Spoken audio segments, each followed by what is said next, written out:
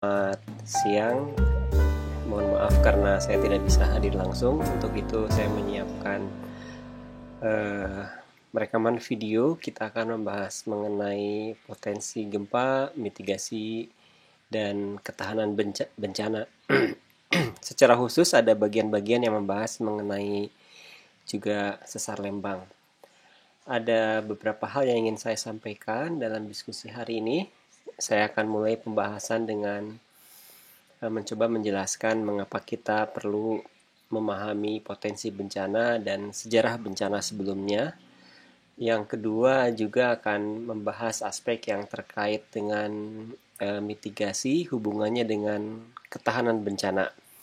Untuk bagian yang kedua ini, ketahanan bencana, secara khusus nanti akan diperlihatkan beberapa hasil dari penelitian kami yang dilakukan di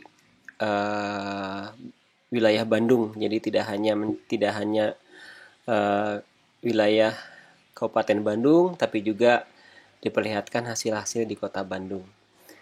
Saya akan memperlihatkan sebuah gambar sederhana mengenai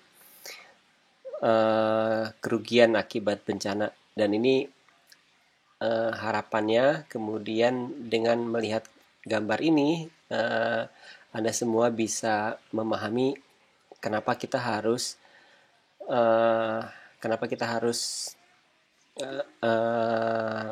melihat sejarah bencana di masa lalu, karena kita bisa melihat bahwa bencana mengakibatkan kerugian yang sangat besar di masa lalu dan tidak kita harapkan, tetapi bencana juga bisa mengakibatkan kerugian di masa depan. Sebagai contoh misalnya ini kerugian ini di seluruh Indonesia ya, tetapi mungkin kira-kira gambarnya juga sama di Jawa Barat, bahwa bencana yang paling mengakibatkan kerugian yaitu gempa bumi, terus kemudian yang kedua adalah banjir, kebakaran hutan. Mungkin kita tidak memiliki kerugian yang besar akibat kebakaran hutan, tetapi kebakaran hutan pun beberapa kali juga terjadi di Jawa Barat ya, di beberapa kawasan pegunungan di Jawa Barat. Gunung Guntur itu pernah mengalami kebakaran hutan, Gunung Cermai juga pernah mengalami kebakaran hutan. Nah, sesudah itu baru kemudian letusan gunung api dan juga longsor. Jadi ini adalah 5 bencana yang mengakibatkan kerugian ekonomi yang sangat besar dan sangat merugikan. Nah, kemudian eh, beberapa penelitian termasuk kami yang di kampus juga meyakini bahwa bencana akan berdampak semakin serius di masa depan. Misalnya ini ada sebuah tulisan yang dibuat oleh di dalam relief web disebutkan bahwa banjir di Indonesia akan semakin memburuk. Ini tulisan di awal tahun lalu ya, tahun 2000. Dan memang sekarang pun kan demikian ya, terbukti bahwa di dalam tahun 2001 saja sudah terjadi banyak sekali bencana banjir. Misalnya di Kalimantan Barat, dan juga di wilayah di kita ya, di Jawa Barat, di Kabupaten Bandung juga banjir terjadi dalam rentang tahun yang lalu. Dan sekarang pun ya di tahun ini pun sudah terjadi juga bencana banjir. Jadi kemudian dengan melihat kejadian bencana yang terdahulu, kita bisa menduga bagaimana nasib kita ya gitu ya di tahun ini, apakah akan semakin memburuk ataukah mudah-mudahan semakin membaik. Tidak kita harapkan semakin memburuk. Tapi kalau misalnya kondisinya memburuk, maka kita harus siap agar untuk memastikan bahwa kerugiannya menjadi lebih sedikit ya, tidak kita harapkan. Nah, kemudian eh, kemungkinan yang lain bahwa eh, akan terjadi, tidak kita harapkan ya, akan terjadi bencana yang tidak kita duga sebelumnya. Misalnya ya seperti yang sekarang ya, kita tidak bisa bertemu langsung karena kita sedang terkena pandemi ya, COVID-19. Kita tidak tahu nih beberapa bulan ke depan apalagi yang mungkin terjadi. Tidak kita harapkan, misalnya ada gunung api yang meletus di Jawa Barat. Jadi seringkali kita sedang fokus menghadapi satu hal, terus kemudian mempersiapkan hal tertentu, ternyata terjadi bencana untuk sesuatu yang tidak pernah kita duga sebelumnya. Mungkin kita tidak pernah menduga mungkin masih ingat ya, Oktober 2010 tiba-tiba Gunung Sinabung meletus gitu ya. Satu gunung yang diklasifikasikan tipe B, paling tidak dalam 400 tahun terakhir tidak ada sejarah letusan tiba-tiba meletus. Jadi bukan sesuatu yang aneh apabila ada beberapa gunung api di Jawa Barat meletus, misalnya ya tidak kita harapkan, misalnya Papandayan kembali ataupun Guntur gitu ya, Tangkuban Perahu. Tidak kita harapkan, tetapi kita harus siap seandainya hal itu terjadi. Jadi membaca data di masa lalu untuk melihat kemungkinan apa yang terjadi di masa depan, dan juga untuk memperkirakan hal-hal yang tidak terduga yang bisa juga terjadi di masa depan. Dan kemudian kita paham bahwa pada saat bencana terjadi maka akan berdampak pada pengungsian. Misalnya ini berita tahun 2019 ya, ribuan korban gempa di Lombok Barat itu masih tinggal di pengungsian. Ini setahun kemudian, dan kita pun masih mendengar sampai saat ini pun masih ada yang belum tinggal di hunian yang baik gitu ya. Jadi itu yang harus menjadi perhatian kita semua, bahwa seandainya tidak kita harapkan misalnya gempa terjadi, letusan gunung api kembali terjadi, banjir terjadi, maka kita berharap bahwa korbannya sedikit. Itu harapan kita yang pertama. Yang kedua yaitu responnya cepat sehingga orang bisa kembali dengan cepat. Bagaimana kita bisa melihat kemungkinan bahwa kita bisa kembali ke kondisi normal dengan cepat?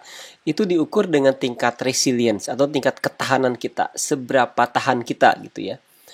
Jadi logika sederhananya, kalau kita sering latihan tinju gitu ya, suatu saat kalau misalnya bertanding tinju kena pukul sekali, itu mungkin kita tahan aja gitu ya. Bayangkan kalau orang tidak pernah latihan, begitu kena pukul sekali langsung jatuh gitu. Itu menggambarkan ketahanan, atau biasanya orang menyebutnya resiliensi gitu ya kalau di bahasa Indonesia kan. Jadi seberapa tahan kita akan kemungkinan terjadi bencana. Nanti saya akan jelaskan di bagian selanjutnya mengenai profil ketahanan kita di wilayah Kabupaten Bandung akan potensi bencana. Tapi sebelum itu saya ingin perlihatkan bahwa ini concern kita bersama ya, bahwa Bandung Selatan dikepung longsor dan banjir. Ini berita bulan Maret 2020. Jadi kita tidak harapkan, tapi sekarang sudah mulai musim penghujan gitu ya, dan kita tidak harapkan bahwa di tahun ini sama juga seperti tahun yang lalu, bulan Maret itu kembali dikepung longsor dan banjir. Longsornya sudah terjadi juga ya, banjirnya di beberapa tempat itu pun sudah terjadi, tapi kita tidak berharap bahwa kondisinya akan semakin memburuk. Ada juga tulisan misalnya di berita harian bahwa respon kota itu terlambat ya untuk menangani banjir. Ini berita tahun lalu, ini bulan Februari. Jadi berarti kan bulan depan ini kita tidak ingin bahwa kemudian hal yang sama terjadi juga di tahun ini. Mudah-mudahan tidak ya. Kalaupun ada banjir, kita harus siap menanggulanginya. Responnya cepat, recovery-nya cepat juga. Dan itu bagaimana melihat kita punya kemampuan tersebut? Nah, itu digambarkan dengan ketahanan. Nanti saya akan coba ceritakan. Nah, mungkin tadi di bagian-bagian awal sudah sempat bicara mengenai gempa. Ya, saya juga coba menambahkan bahwa apabila kita bicara Jawa Barat, Pulau Jawa secara umum, bahwa kita memiliki banyak sekali potensi sumber gempa ya. Ini yang di daratan, belum yang di lautan. Tapi di lautannya kita sebut dengan zona subduksi. Ada orang menyebutnya sebagai megatrust. Tetapi kalau di lautan, di daratan, jadi Jawa Barat itu kira-kira di sini ya lokasinya ya. Jadi kita sedikit dari tempat di Indonesia yang beruntung gitu ya. Ada sebuah dataran di ketinggian 700 meter gitu. Bayangkan sebuah dataran di lingkup gunung-gunung, dan kita pun tinggi juga gitu ya. Sehingga kemudian ya tanah kita dianugerahkan tanah yang subur, tapi kemudian karena dilingkupkan oleh bukit di sekitarnya, kita pun berpotensi banjir. Nah, yang garis merah ini ada sesar Lembang, kemudian ada sesar Cimandiri. Sesar Cimandiri kemungkinan terbagi menjadi beberapa segmen begitu ya, beberapa bagian, ada Cimandiri, Nyalindung, Cibeber, kemudian ada sesar Cimandiri, Raja Mandala misalnya ya. Nah, kemudian di utara sesar Lembang itu ada juga sesar Baribis Kendeng yang di dekat dengan utaranya Subang. Kemudian ada Baribis Kendeng yang dekat Ciremai, ada Baribis Kendeng yang di dekat Cirebon ya. Itu beberapa sumber gempa di daerah Jawa Barat. Kita harus mengetahui ya sumber gempa ini dengan tujuan agar kita mempersiapkan diri, tidak kita harapkan, tetapi kalau misalnya terjadi gempa, kita mengetahui apa yang harus kita lakukan. Nah, ini mungkin gambaran diperbesarnya. Saya sengaja gambarkan di atas peta Google gitu ya, yang garis merah ini sesar Lembangnya, ini kota Bandung, ini Situ Aksan, ini kampus ITB, ini jalan tol gitu ya. Berarti Kabupaten Bandungnya kan ini ada di selatan sini. Kemudian ya ini diperbesar lah di sekitar Lembang ya. Ya ini Lembang itu masuk ke ini wilayah kampus ITB di sekitar Lembang. Ya ini Bosca ya, ini wilayah ini kampus ITB. Nah, kita pernah menghitung apabila terjadi gempa, ini tidak kita harapkan tentu saja ya. Apabila terjadi gempa di sesar Lembang, maka gempa tersebut itu akan menggoncang daerah-daerah yang digambar ini. Jadi gambar-gambar ini akan tergoncang dengan tingkat goncangannya digambarkan dengan warna di sini. Jadi kalau ini kota Bandung itu di sini ya, ini kota Bandung, terus kemudian ini Majalaya di sini gitu ya, di sampingnya ada Ibun gitu ya. Kemudian ada Paseh, terus kemudian ada Pacet gitu ya, terus ya ini wilayah Kabupaten Bandung. Jadi kalau melihat dari gambar ini, yang terdampak cukup besar ya di dalam lingkaran merah ini ya. Jadi sampai Kabupaten Bandung pun kena ya. Jadi kan ini kota Bandung, ini kota Bandung, ini kota Cimahi, ini Bandung Barat. Ini Kabupaten Bandung ya, Kabupaten Bandung termasuk juga wilayah Lembang, wilayah yang berbatasan Maribaya ya, berbatasan dengan Subang juga, yang berbatasan dengan Sumedang. Wilayah Sumedang pun terdampak oleh goncangan gempa cukup besar ya. Kota Bandung pun sampai Bandung Selatan pun cukup besar ya. Jadi yang berwarna yang ini merah, kemudian merah muda, kemudian warna yang lain. Goncangannya cukup besar gitu ya. Nah, kami sudah pernah menghitung ya, ini bukan hasil yang hasilnya sepenuhnya bisa digunakan langsung ya, karena ini buat keperluan penelitian.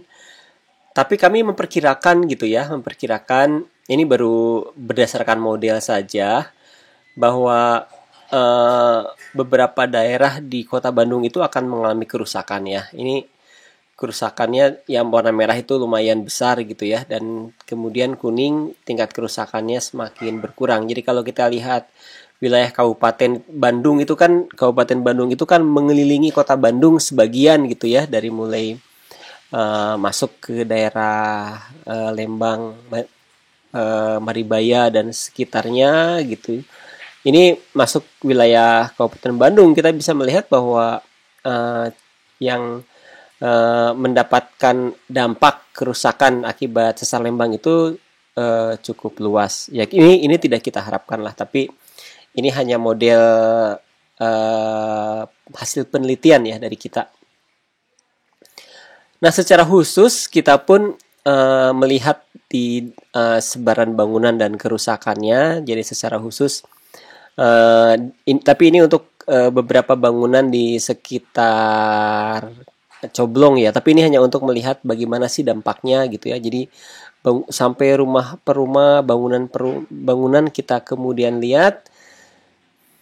Dan kemudian kita juga memiliki sebaran penduduknya. Jadi yang warnanya semakin merah itu penduduknya semakin padat. Ini sudah kami publikasikan ya.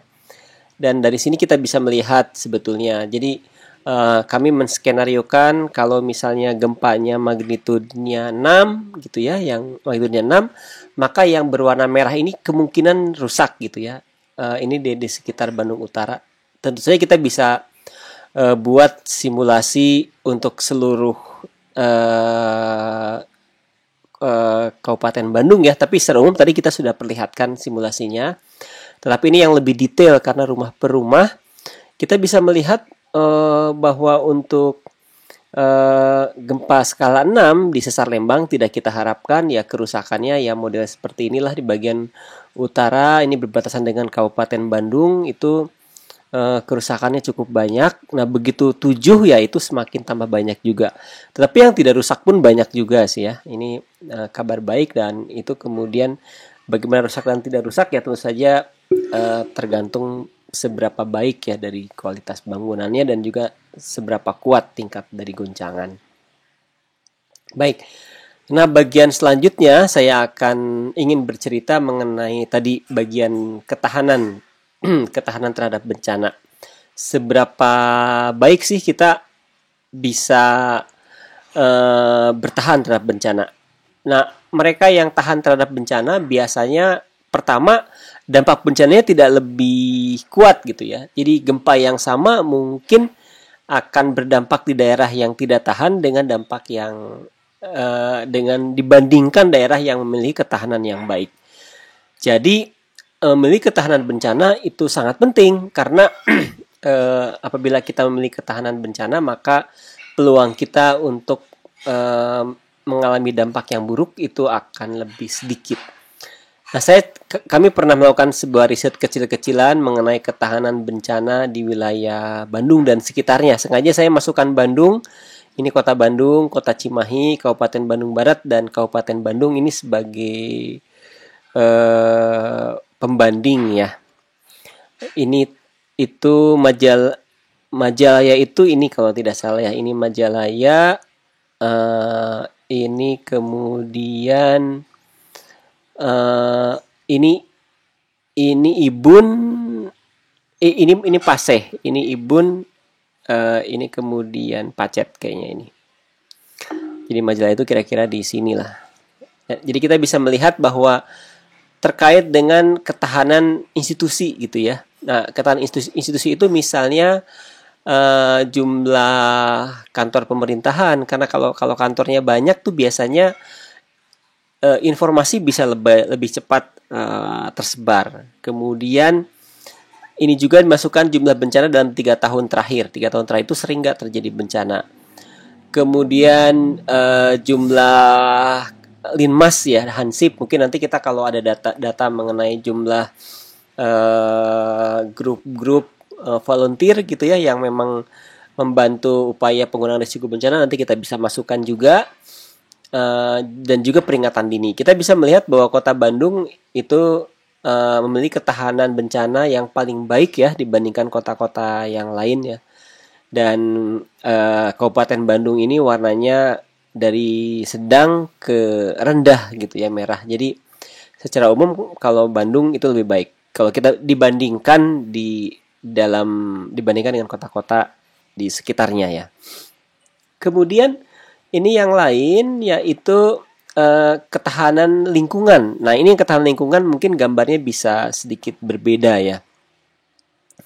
Ketahanan lingkungan ini terkait dengan maaf. Jadi jumlah pasar tradisional juga gitu ya. Kita bisa melihat bahwa ternyata Kabupaten Bandung cukup baik ya, kecuali ada beberapa daerah yang di ujung ini yang memang kurang baik. Tetapi secara umum baik ya, daerah Majalaya juga baik, Paseh, Ibun juga bagus gitu ya. Samalah dengan wilayah di kota Bandung. Nah, kemudian infrastruktur. Nah, kalau infrastruktur itu Kabupaten Bandung itu kita bisa melihat warnanya kuning sampai merah ya. Infrastruktur itu misalnya jumlah rumah sakit, jumlah sekolah, jumlah penginapan, panjang jalan, fasilitas internet gitu ya. Karena itu penting ya, internet itu sinyal gitu ya. Rumah dengan yang bukan tanah gitu. Kita bisa melihat bahwa Bandung jauh lebih baik ya dibandingkan daerah-daerah yang lain, dan kebanyakan daerah di Kabupaten Bandung itu infrastruktur terhadap bencananya, ketahanan infrastrukturnya kita masih rendah ya. Mungkin kita bisa meningkatkan dengan menambah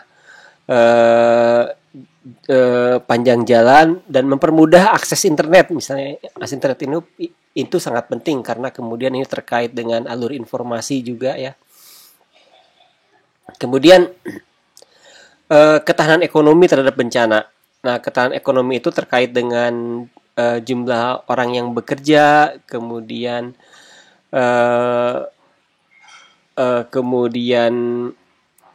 penduduk yang bekerja di sektor utama, jadi yang di sektor-sektor penting gitu ya, sektor pendidikan misalnya, juga di sektor industri yang berhubungan dengan pangan, itu kita bisa melihat bahwa Kota Bandung itu sangat baik dibandingkan daerah yang lain. Nah, ini ketahanan komunitas. Nah, ketahanan komunitas itu cukup bervariasi. Jadi ketahanan komunitas itu dinilai berdasarkan jumlah tempat ibadah gitu ya. Tempat ibadah itu relatif di Kabupaten Bandung pun cukup bagus. Kemudian persentase jumlah kejahatan itu ternyata di Kabupaten Bandung pun bervariasi ya. Ada yang bagus, ada yang kejahatannya masih tinggi. Berarti kan kalau banyak kejahatan, komunitasnya kurang kuat gitu ya. Tidak ada mekanisme untuk saling menjaga di lingkungannya, masih harus kita tingkatkan ya. Tingkat kriminalitas, kemudian jumlah organisasi kemanusiaan ya, yang kemudian organisasi-organisasi yang bekerja membantu untuk sesama masyarakat. Ini kita bisa melihat bahwa cukup baik di beberapa tempat di Kabupaten Bandung, tapi ada beberapa yang masih perlu kita tingkatkan. Nah, saya juga akan sedikit masuk ke beberapa program yang kami lakukan untuk keperluan mitigasi. Sekarang kita mulai bekerja dengan membangun program desa binaan. Jadi desa yang kemudian dibina oleh kami dari kampus, kami pun akan sangat senang ya untuk menambah jumlah desa binaan kami. Sementara itu di Desa Cikahuripan di Kecamatan Lembang, Kabupaten Bandung. Nah, kami pun akan senang apabila jumlah desa binaan kami bertambah gitu ya, tidak hanya kebetulan ini awal tahun, apabila kemudian kita bisa bekerja sama menambah desa binaan untuk keperluan pengurangan risiko bencana. Nah, adapun strategi pengurangan risiko bencana itu tentu saja misalnya yang kita lakukan ngobrol, penyuluhan sesuai dengan kepakaran dari kami. Tetapi kita juga sekarang sudah masuk ke aspek pengurangan bencana melalui wisata, wisata edukasi bencana misalnya ya. Ini kita bekerja sama dengan BUMDes, Badan Usaha Milik Desa. Kemudian kita membuat ada walking tour gitu ya, jalan-jalan ke daerah yang memiliki sejarah budaya, ada secara alamnya pun bagus gitu ya. Kemudian sekarang kan banyak tuh masyarakat perkotaan yang ingin misalnya trekking masuk ke desa gitu ya, melihat lingkungan di desa sambil berolahraga dan juga mendapatkan pengetahuan akan potensi bencana di sana. Jadi kita jelaskan bahwa daerah di sini itu memiliki potensi banjir, tetapi masyarakatnya sekarang bekerja misalnya bekerja secara komunitas untuk mengurangi risiko dengan membuat peringatan dini. Nanti kita jelaskan ini sistem peringatan dini yang sedang dibuat bekerja sama dengan kami, ini jalur evakuasi gitu ya. Itu merupakan sesuatu yang sangat penting dan menarik bagi orang luar untuk kemudian dipelajari. Nah, kami sekarang sedang mengkaji ada 2 tempat, yaitu di Cikahuripan, Benteng Cikahuripan dan Lembah Cikahuripan. Ini tapi kami tentu saja sangat membuka ini kerjasama dengan lebih banyak, tidak hanya di Bandung Utara tapi juga di Bandung Selatan. Ini kami sangat ingin untuk memiliki desa-desa binaan yang lebih banyak ya di wilayah dekat dengan Kota Bandung. Nah, ini contohnya untuk desa binaan kami, ini daerah Cikahuripan yang berbatasan dengan Desa Lembang, sudah kami petakan gitu ya. Dan kami memperkirakan kira-kira seperti apa konsep wisata mengurangi risiko bencana. Jadi ada dua tujuan. Yang pertama, mengurangi risiko bencananya oke gitu, tapi yang kedua pun harapannya akan menjadi sumber pemasukan bagi masyarakat desa bekerja sama dengan BUMDes itu ya. Itu yang sedang kami lakukan. Demikian mungkin yang ingin saya bagikan pada kesempatan kali ini. Jadi harapannya mungkin ini baru pertemuan awal. Harapannya kita bisa bersilaturahim dengan lebih baik ke depannya.